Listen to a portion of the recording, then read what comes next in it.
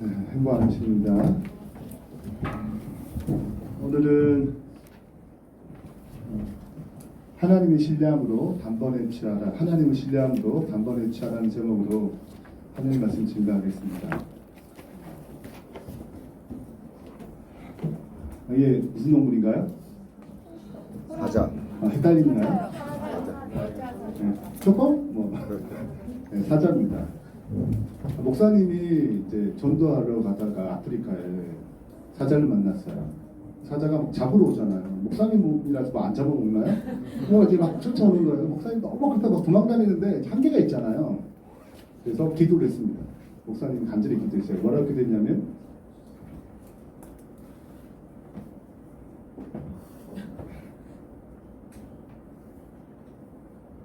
저기 왜 안 보일까요?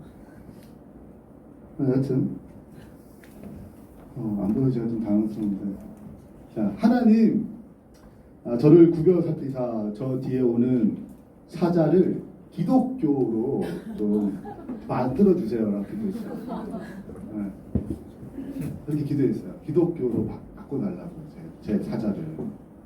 그래서 사자 갑자기 멈춰 있는 거예요. 쫓아가야 되는데 갑자기 다 멈추는 것입니다. 깜짝 놀랐죠. 그래서 이제 한숨을 돌릴 수 있잖아요. 막 쫓아오는데 이제 안 쫓아오니까. 그런데 이제 사자가 한 건 한 건 다보면서 기도를 하는 것입니다.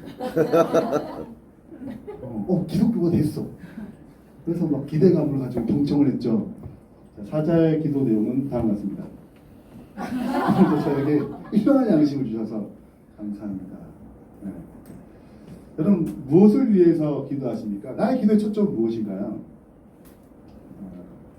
제가 예전에 읽었는데 또 설교 준비하면서 다시 읽었던 책이 올인이라는 책입니다.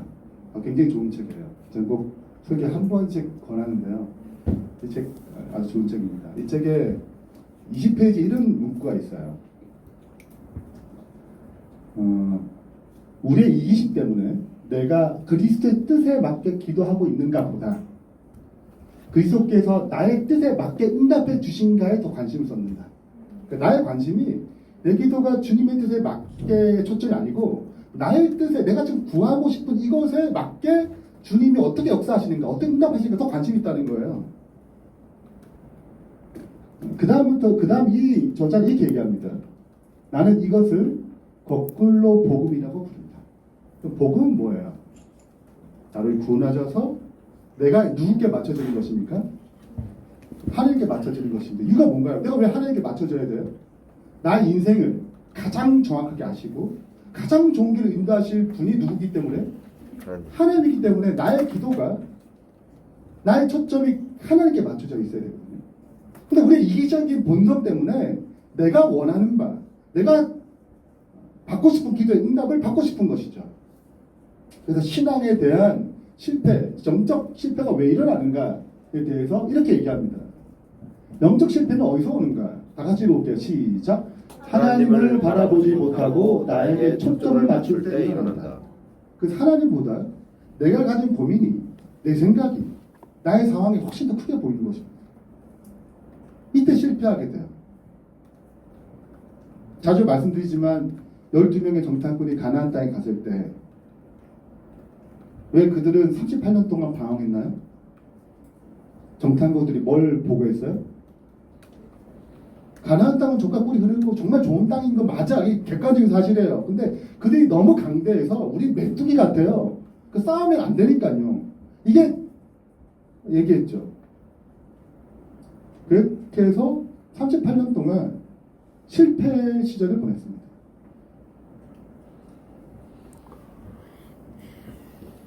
다시 여호수아는 그 눈을 누구에 초점 맞추도록 훈련시킵니까?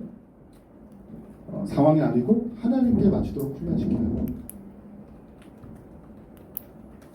우리가 때로 넘어질 수 있습니다. 그러나 의인의 삶의 특징은 안 넘어진다. 난 다시 안 넘어질 거야. 넘어질까봐 또 이렇게 돼서 또 넘어지면 어떻게 되지? 이게 아니고 넘어져도 다시 일어나는 것이 의인의 삶인데, 의인이란 말의 의미가 뭐예요? 그러니까 누굴 바라보는 거예요? 죄인이 나를 변화시킬 누구? 하나님을 바라보는 게 의인의 정인이잖아요. 네. 그 의인의 삶이 그렇게 넘어지더라도 다시 뭐 하는 것입니까? 일어나는 것입니다. 그래서 오늘 여호수아 10장의 본문을 살펴볼 때 그들은 그분의 승리를 다 얻었습니다. 이유는 그분을 온전히 바라봤기 때문에, 그분이 싸우는 승리에 온전히 참여했기 때문에 그렇습니다. 오늘 본문이 좀 쉽지 않아요. 왜냐하면 뭐 성이 많고 계속 똑같은 말이 계속 반복되기 때문에 약간 재미없구나. 절대 그렇지 않아요. 오늘 얘기 들어보시면 이 상이 굉장히 재밌는 이야기입니다. 자, 29절부터 좀 보겠습니다. 여호수아가 온 이스라엘과 더불어 막길다에서 림나로 나아가서 림나로 싸움에 30절입니다. 여호와께서 또 그 성읍과 그 왕을 이스라엘 손에 붙이신지라 칼날로 그 성읍과 그 중에 모든 사람을 쳐서 멸하여 한 사람도 남기지 아니하였으니 그 왕에게 행한 것이 여리고 왕에게 행한 것과 같다. 이 여리고는 초점이에요. 가나안 땅을 점령하는데 대표성적인 어떤 의미가 있습니다. 자, 그 다음 42절입니다. 다 같이 읽겠습니다. 오늘 주제절인데 시작. 이스라엘의 하나님 여호와께서 이스라엘을 위하여 싸우셨으므로 여호수아가 이 모든 왕들과 그들의 땅을 단번에 빼앗습니다. 이 모든 왕은 남방 왕들을 얘기합니다. 남방을 지금 점령한 거예요. 누가 싸우셨다고요? 여호와께서 싸우셨으므로 그들이 단번에 취할 수 있었다 얘기합니다.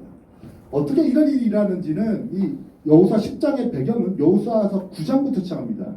복습을 위해서 내용의 전체적인 걸 설명하겠습니다. 이게 이스라엘 백성 땅입니다. 남쪽 땅이에요. 여기 사해 바다가 있고 이 강은 요단강입니다. 갈릴리에서부터 내려오는 강이 요단강이죠. 자, 요단강을 건너서 길갈에 진을 치는 내용까지가 여호수아 1장부터 5장입니다. 드디어 38년 동안 방황을 끝내고 광야 생활을 끝내고 세대가 바뀌었어요. 1세대에서 2세대로 바뀝니다. 광야에서 태어난 세대 그리고 20세 이하의 세대가 드디어 요단강을 건너요. 가나안 땅 정복을 하는 것입니다. 길갈은 중요한 여기는 전초 기제예요. 항상 전쟁하고 다시 일로 옵니다.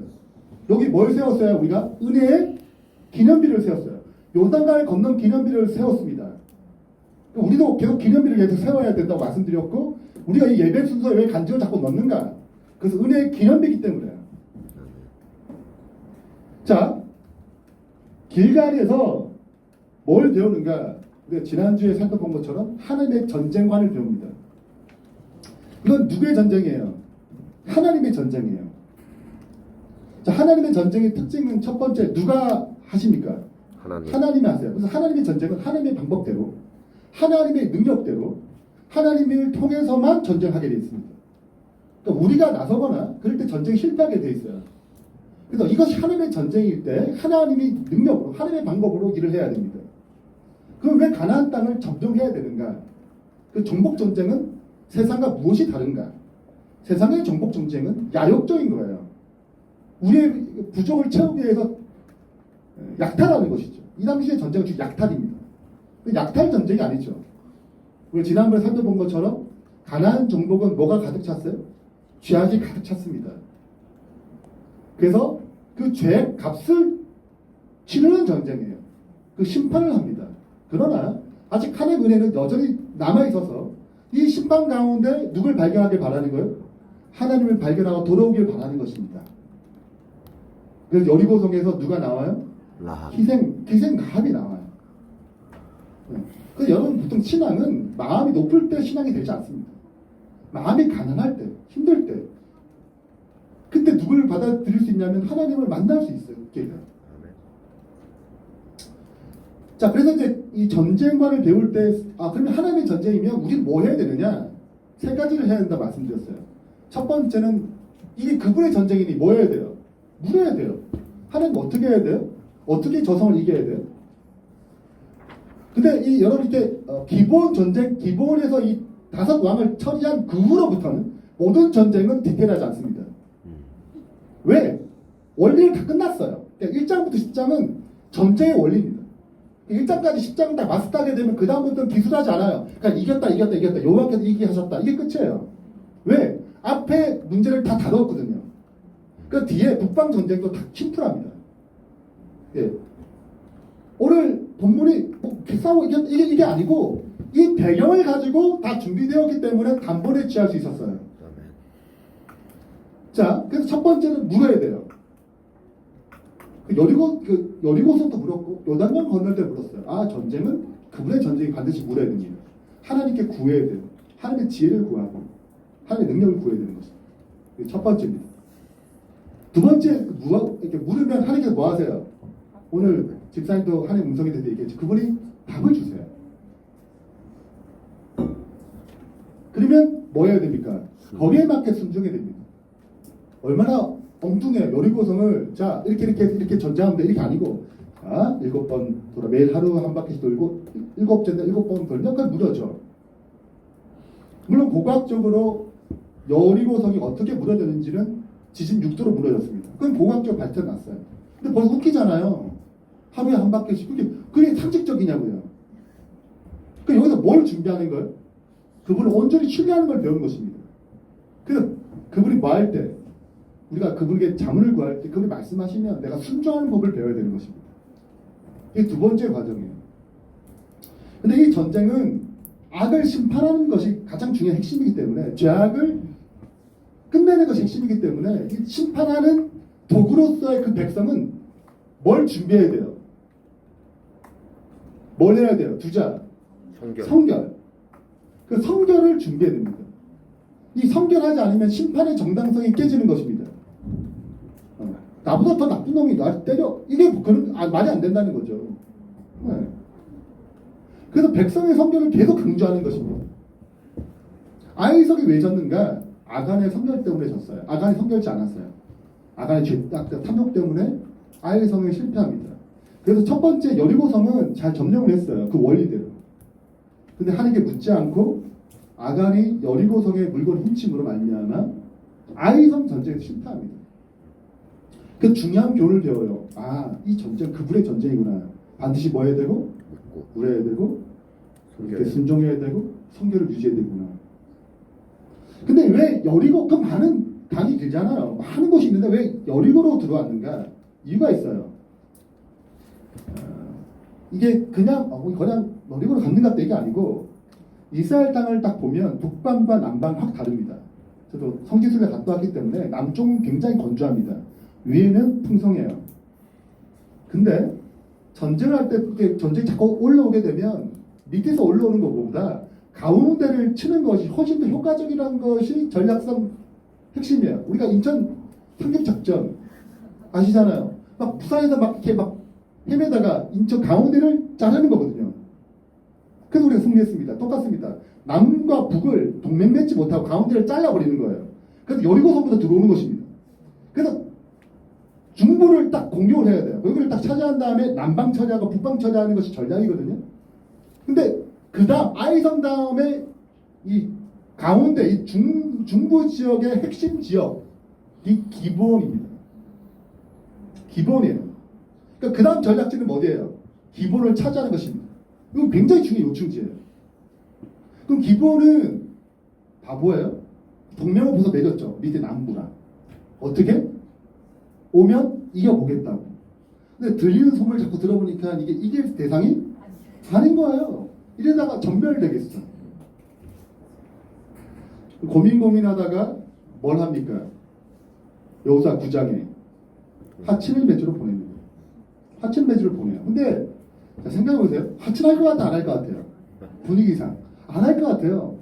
그러면 수를 쓰는 것입니다. 그래서 멀리서 온 것처럼 가나안 나라가 아닌 것처럼 가나안 성이 아닌 것처럼 멀리서 온 것처럼 분장을 해요. 막 옷이 뜯어지고 신발 뜯어지고 부해가지고 이게 3일길밖에 안 걸리거든요.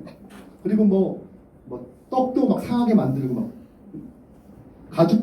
가죽에 이제 포도즙을 담는데 가죽도 막 터지고 막 찌그러지고 막 이렇게 막 만든 것입니다. 그리고 가요. 도착해서 나는 여러분과 파친하고 싶다. 우리 저 멀리서 왔다. 하나님의 능력 막 소문을 엄청 들었다. 너무 감동받아가지고 당신들과 언약을 맺고 싶다. 그래서 어떻게 했어요? 막 조사했죠. 진짜 가짜가 막 하는 게 다 터져. 진짜 맞아. 막 곰팡이 피고 막 야, 신발 다 뜯어지고 막 너무 디테일해. 그 상황이 뭐 한 거예요, 완전히. 얘는 멀리서 왔어. 왔어. 하나님의 영광을 들었대. 뭐 할 만해요? 그치, 믿을만하고 확신을 딱 하는 것입니다. 그리고 확신한 다음에 그 다음 성경절이 14절이거든요. 이렇게 기록하고 있습니다. 다 같이 읽어보겠습니다. 시작. 우리가 그들의 양식을 취하고 어떻게 할 것을 여호와께 묻지 아니하고. 중요한 실수를 했죠. 이 전쟁의 특징은 묻는 것입니다. 이게 시작점이거든요. 묻지 않았어요. 화친을 맺었습니다. 그러면 화친 맺은 다음 어떻게 해야 돼요? 그 다음 어떻게 해요? 그 나라에 가야 되거든요. 네. 그래서 이제 그 나라에 사신들을 보냈어요. 근데 며칠 길이에요? 3일. 서로 당황해요. 이게 한 달 정도 뭐 준비해 갔는데 3일 길이야. 왕 속인 거죠. 왜 속였냐부터 시작해가지고 난리 났습니다. 점령해야 되는데. 실은 기브온 나라가 좀 회심하고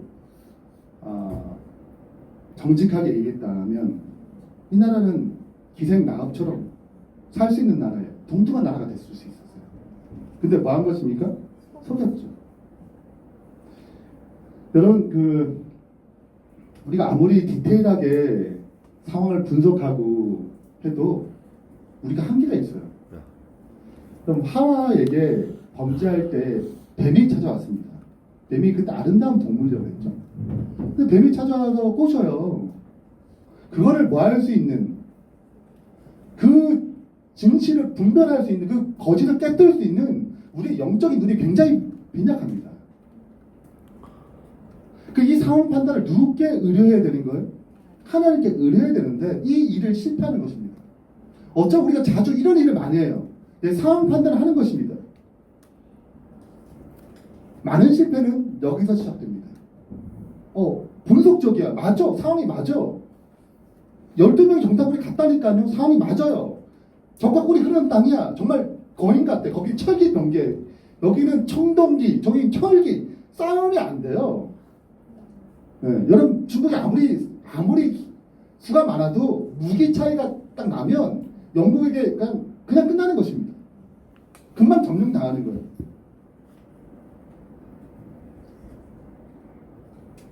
그렇기 때문에 이길 수 없어요. 아무리 숫자가 많다 하더라도 전략상 그리고 무기상 경험상 이길 수 없습니다. 그 정말 하나님의 은혜죠. 최선을 다했지만 그분의 은혜가 없으면 아이성조차 이길 수 없어요.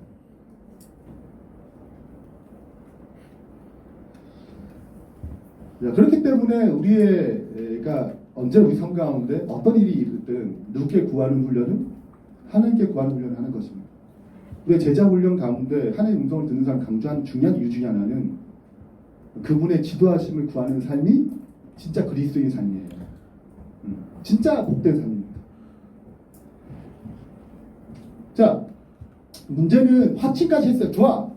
그게 끝난 게 아니에요. 여러분 여기 무슨 땅이에요? 뭘 숭배했어? 전체적으로 우상을 숭배한 나라예요. 우상을 숭배한 나라를 지금 화친을 맺었다니까요. 그럼 어떻게 해야 돼요? 여러분 이 우상 숭배의 나라의 사람을 화친을 맺었어요. 그럼 어떻게 해야 돼요? 어떻게 하면 좋을까요? 그 종을 삼거든요. 종으로 삼다고 해결되나 이게? 안 되죠. 그래서 여호수아는 하나님의 지혜를 통해 이렇게 얘기합니다. 다 같이 읽겠습니다. 시작. 그날에 여호수아가 그들을 여호와께서 택하신 곳에서 회중을 위하여 여호와의 제단을 위하여 나무를 패며 물을 깃는 자들로 삼았더니 오늘까지 이르러. 이게 굉장히 중요한 말이에요. 참 종으로 시킨 게 아니고 무엇을 위해서 종을 삼았어요? 내가 가사일이 좀 힘들어. 이런 게 아니라니까요. 뭘 위해서? 여호와의 제단을 위하여. 여기가 레위 지파의 성읍이 되고, 그럼 이 일이 그들을 변화시켰을까요? 그럼 솔로몬 시대에 가장 큰 하나님께 드리는 제사가 여기서 일어났습니다. 이에 왕 솔로몬이요 제사로 기본에 거기가 가장 뭐예요? 가장 큰 산당이에요. 솔로몬 성전이 짓기 전까지 거기서 2,000번째를 드렸습니다. 아멘. 여러분 내가 변화되고 싶어요? 아멘. 그러면 진짜 생명이 넘치는 곳에 있어야 돼요. 아멘. 내가 거룩하게 하고 싶냐? 그러면 그런 곳에 가야 되는 것입니다. 그래야지 변화되지. 고만고만한 곳에 변화가 일어나겠어요? 변화가 일어나지 않아요. 영적 세계는 위에서 위에 있는 힘이 아래로 흘러가는 것입니다. 물이 밑에서 위로 올라가면 위에서 아래로 내려오죠. 비가 그게 위에서 내려오잖아요. 흘러 넘치는 거죠. 네, 에너지가 높은 곳에 낮은 데로 흘러가는 것입니다. 이것이 영적 세계의 동일해요. 그래서 거룩한 곳에 접촉할수록 내가 생명이 있는 곳에 들어갈수록 변화가 일어나는 것입니다.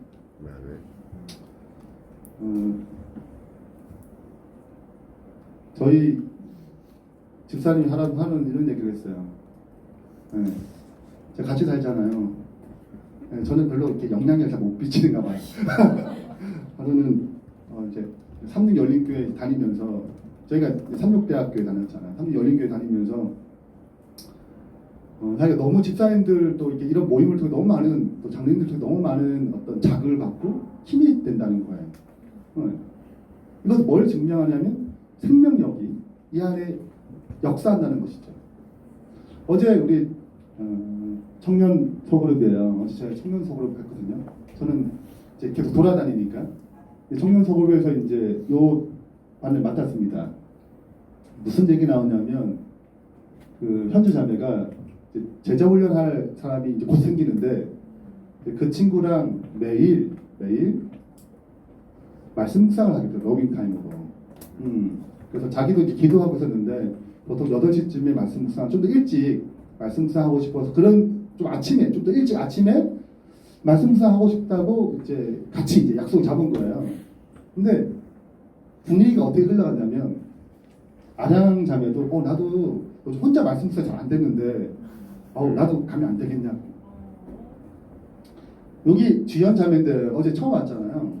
처음 왔는데 예수님 이게 감리교예요. 초등학교 때 감리교 다녔다가 중학교 때 무신론자로 완전히 병약했다가 삼육대학 와서 가나학과 4학년 지금 4주 전에 예수님 믿었어요. 4주 전에 이제 믿은 지 얼마 안 된 거예요. 어릴 때 있지만 어떤 계기를 통해서 무신론자로 빠졌다가 이제 믿기 시작했대요. 그래서 이 자매도 나도 거기 하면 안 되겠냐고. 이게 거룩의 힘이거든요. 영적인 사모할 때 내가 법이 돌 때 굉장히 빠른 변화와 능력이 생기는 것입니다.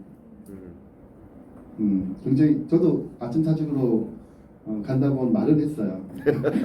매일 가는 건 아니고 네, 또 제가 또 부담이 될 것 같아서 자체적으로 또 일어나야 되니까. 자, 이어서 좀 살펴보겠습니다. 자, 이제 기브온이 이제 화친을 맺었습니다. 이 소문이 어디 들릴까요? 동맹을 맺은 나라에 들립니다. 큰일 났어요. 가장 가까운 곳이 예루살렘입니다. 10장 사건에 예루살렘 너무 가까운 거예요. 그러면 기브온이 화친했어. 여기를 딱 차지했어. 그러면 이제 뭘 점령하기 시작할까요? 남부가 더 점령이 좋거든요. 위협보다 남부를 점령 시작할 거 아니에요. 그러니까 예루살렘 왕이 부담감 느끼는 시작하는 것입니다. 기본 그냥 두면 돼, 안 돼? 화친을 깨. 동맹을 깼잖아요. 그러니까 이제 밑에 큰 나라들 같이 연합을 했습니다. 야, 기본을 어떻게 처리하자. 동맹을 깼다. 응? 그래서 우리가 본때를 보여주자. 이게 3일 정도 걸리니까 우리가 빠른 시일 내에 뭘 하면 갑자기 깁스돼가지고 기본을 처리하게 되면 누가 이스라엘 나라가 중심부를 잃기 때문에 우리의 싸움에 굉장히 중요하다. 그래서 이 5 나라 왕이 모아가지고 기본을 치는 거예요. 기본 이길 수 있을까 못 이길까요? 못 이기죠. 잽싸게 빨리 뭘 보냈어요? 이제 길갈에 보내가지고 도와달라. 우리 지금 죽게 생겼다. 그 어제 우리가 말씀 나눈 거죠. 그래서 뭘 결정해요? 도와주기 결정. 하루 밤새 갔습니다. 이렇게 빨리 올 줄 몰랐어. 그래가지고 하나님의 은혜로 대승을 거두죠. 여러분 이게 왜 중요하냐면 이게 이제 싸움에 다 지잖아요. 그럼 이게 왜 중요하냐면 주요 큰 성읍이 많은 군사들이 다 왔어요. 이때 거의 다 죽었거든요. 그럼 여기 있는 성들은 어떻게 될까요? 뭐가 전력이 약해요. 확 떨어져요. 이 큰 대승이 한 방에 뭐 하게 되면 남방을 점령하는데 큰 도움이 된 것입니다. 이게 굉장히 어려운 상황이었거든요. 그러나 두려운 거예요. 여호수아한테 담대하라고 얘기합니다. 내가 너한테 주겠다. 취할 수 있게 해주겠다. 그래서 믿고 나갈 때 우박 내리고 이스라엘에서 죽인 것보다 하나님 더 많이 죽였어요. 누구의 역사요? 그분의 역사입니다. 아멘. 그래서 더 안 좋게 풀렸던 이 일이, 그분의 순종하고 더 안 좋게 풀렸던 그 일이 오히려 어떻게 된 거예요? 더 강력한 변화의 역사가 일어났어요. 아멘. 그래서 차례적으로 이렇게 다 이렇게 소멸이 여기에 감동받는군요. 감동은 말씀을 통해 감동을 받아야 되는데 네. 그래서 남방 성들을 점령합니다. 성경은 다시 한번 이렇게 기록합니다. 여호수아 10장 마지막이죠. 여호수아가 또 가데스 바네아에서 가사까지와 온 고센 땅을 기본에 이르기까지 침해 남방 쪽입니다. 이스라엘 하나님이 여호와께서 이스라엘 위하여 싸우셨으므로 여호수아가 이 모든 왕들과 그들의 땅을 어떻게? 단번에 빼앗았어요. 일일이 처리할 것을 이 전쟁 한 번으로 굉장히 쉽게 이기게 된 것입니다. 여러분, 우리의 삶도 실은 이렇게 찾아옵니다. 단번에 승리를 차지할 수 있는 어떤 기회들이 찾아와요. 이런 것들은 언제나 믿음이 요구되고 하나님을 끈질기게 붙잡는 담대함이 요구되거든요. 근데 이럴 때 우리가 놓치게 되면 실은 그 기회들을 놓치게 됩니다. 그 대표적인 예가 엘리야의 이야기입니다. 엘리야가 450년 바알 선지자와 일대 혼자서 누가 불을 내리느냐? 불을 내리는 분이 진짜 하나님이다. 그래서 누가 불을 내렸어요? 엘리야가 믿는 그 여호와 하나님이 불을 내렸어요. 그리고 3년 반 동안 비가 내려오지 않았던 그 가나안 땅에 비가 내렸습니다. 아합은 이걸 다 봤어요. 야, 진짜 하나님 살아계시구나. 오, 진짜야. 하고 가장 첫 번째 얘기할 사람이 누굴까요? 가장 첫 번째. 아합왕이 가장 첫 번째 얘기할 사람, 이 감동을 이세벨 아내한테 얘기했어요. 아내는 독해요. 마음이 다쳤어. 꿈쩍도 안 해. 응? 응? 그래가지고 아합왕을 뭐 소리 지르고 내가 당장 누굴 죽이겠다? 엘리야를 죽이겠다 그래. 자, 여러분 생각해 보세요. 엄청난 승리거든요. 지금 불 내렸죠, 물 왔죠, 지금 난리 났어요. 그리고 바알산 다 죽였거든요. 이제 온 사람들이 봤어. 이스라엘 그 장면을 다 봤어요. 누가 진짜 하나님을 우리가 몰랐구나. 진짜 하나님은 여호와 하나님인데 우리가 바알 하나님을 믿었구나. 그래서 완전히 큰 개혁과 부흥이 막 시작됐습니다. 근데 누가 한마디 했어요? 이세벨이 한마디 했어요. 죽여버리겠다. 이 얘기를 누구한테 들었어요? 성문에서 지쳐서 잠자고 있는 엘리야가 듣게 됩니다. 그래서 도망가고 호렙산에 와서 하나님, 나 죽여주세요. 얼마나 힘들어서 나 죽여주세요. 이렇게 얘기했겠어요. 그 믿음의 대장부도 흔들린 거죠. 근데 선지자 왕에는 이 사건에 대해서 굉장히 중요한 의미를 가지고 있어요. 볼게요. 엘리야는 그가 맡은 의무의 자리에서 도망하지 말아야 했다. 지금 이게 굉장히 중요한 기회거든요. 단번에 이스라엘을 전체를 변화시키는 굉장히 중요한 기회였어요. 그는 하나님의 여호와의 영광 옹호하도록 사명을 맡겨주신 하나님께 그를 보호해 주시기를 호소하면서 이세벨의 위협을 직면해야 했다고요. 피하는 게 아니고 부딪혀야 했어요. 왜? 해줬잖아요, 하나님께서. 자, 엘리야는 그가 있던 곳에 그대로 머물러 있으면서 하나님을 그의 피난처와 힘으로 삼고 지를 위하여 굳게 서야 했다. 그 다음입니다. 그 다음 이게 되게 중요해요. 그랬더라면 그는 뭘 받지 않아요? 해를 받지 않고 보호함을 받았을 것이다. 여호와께서는 이세벨에게 당신의 형벌을 뭐요? 내려요. 여러분 엘리야가 죽은 이후에 이세벨이 죽어요. 근데 실은 이 일이 했다면 이세벨이 어떻게 벌써 끝났어. 그럼 뭐가 빨리 와요? 부흥이 오는 거죠. 아합 왕 시대 때. 그 선지자 왕 읽어보면 유일하게 부흥할 수 있는 기회의 왕이 아합 왕이었어요. 이거 목격했거든요. 근데 뭐 했습니까? 엘리야는 또 다른 승리를 주셨을 것이며 왕과 백성들에게 끼친 감명으로 큰 개혁이 이루어지는 것입니다. 이렇게 되면 단번에 취하게 돼요. 그냥 우리 아시다시피 그는 후퇴했습니다. 단번에 취할 수 있는 어떤 기회를 놓쳤죠. 물론 개혁이 아니라는 것은 아닙니다. 그러나 단번에 취할 수 있는 더 놀라운 큰 부흥과 개혁을 놓친 거예요. 아쉽지만 역사는 이렇게 흘러갔습니다. 우리의 삶 가운데 이런 기회들이 찾아와요. 제가 그 도표를 좀 말씀드릴게요. 우리가 예수님을 바라보는 과정이 이제 바로 우리의 성품이 자라나는 것이 세로입니다. 선이 있고 우리가 이 점에서 어떤 존재의 변화, 예수님을 진짜 영접하고 거듭나는 죄사함을 받는 어떤 시작점이 되겠죠. 그때부터 우리 예수님을 바라봄으로 우리의 성품은 자라나게 되어 있습니다. 이렇게 그분이 이끌어 가세요.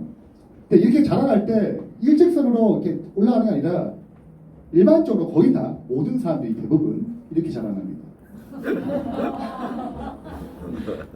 네, 우리 정윤식 사님 간증은 우리의 간증이 돼요.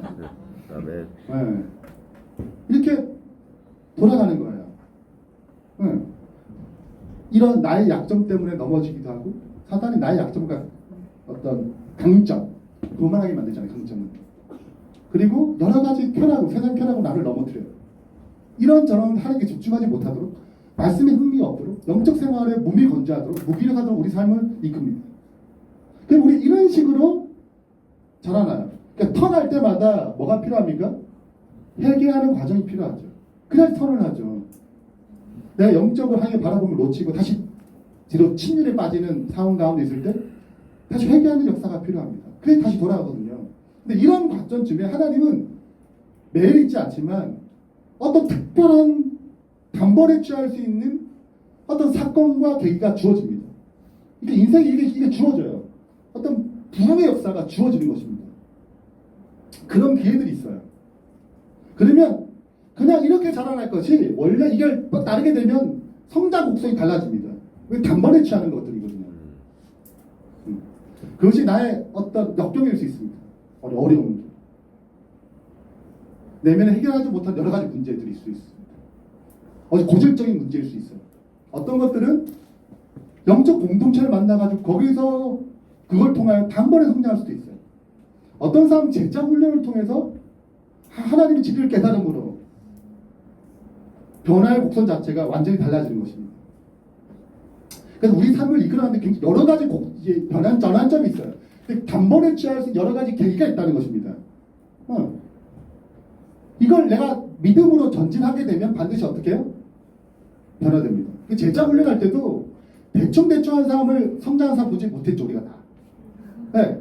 여하튼 그 계기를 통해서 성실히 한 사람들이 대부분 다 그 가운데 뭘 경험해요? 이렇게 자라날 것이 기울기가 완전히 달라집니다. 그래서 우리 인생에는 단번에 취하는 큰 승리의 기회가 올 때가 있어요. 그건 더 많은 믿음을 요구합니다. 네. 왜냐하면 제자훈련에도 과제도 있고 뭐 여러 가지가 있거든요. 그걸 뭐 하려면 때로는 내가 꼭 해야 되나부터 시작해가지고 네.